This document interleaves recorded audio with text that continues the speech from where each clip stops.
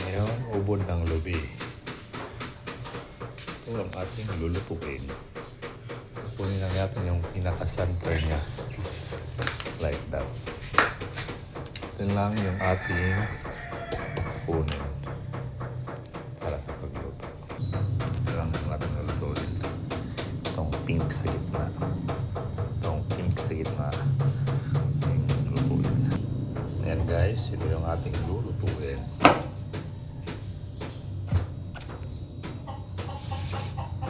Ito siya. Yung mga inner part, malambot. Malambot to eh. Then, kailangan na natin siyang i-chop. Ito na ang ating ubod ng lubi.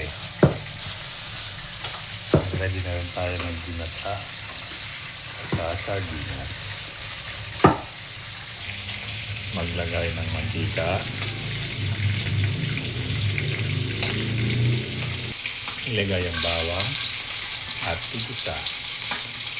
Ilagay ng sibuyas at igisa.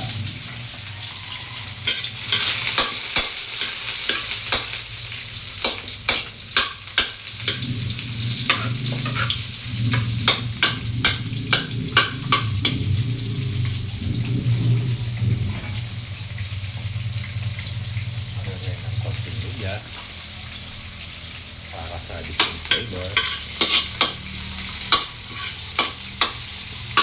Ano po? Napakasarap. At ito ay hayaang magtubig. At ito ay takpan. At ito ay igisa.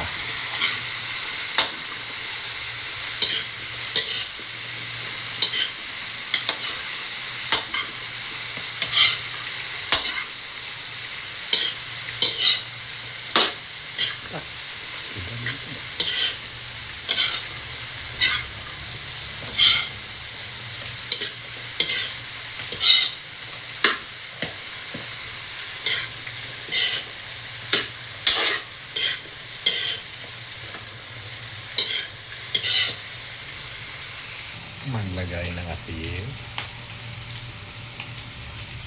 Maglagay ng asin. Halo. At pakiramdaman kung siya ay napitin ng maluto.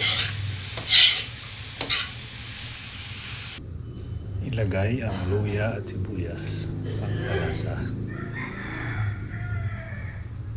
Ilagay ang pork cubes.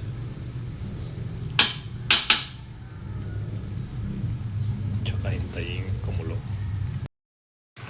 Ihalo ng maigi. Ano yung utan? Ubod. Ubod ng lubi. Oo na parang ulbog darasa. Amoy pala. Maglagay ng sardinas. Dahil wala, tapos na ang iyong ubod.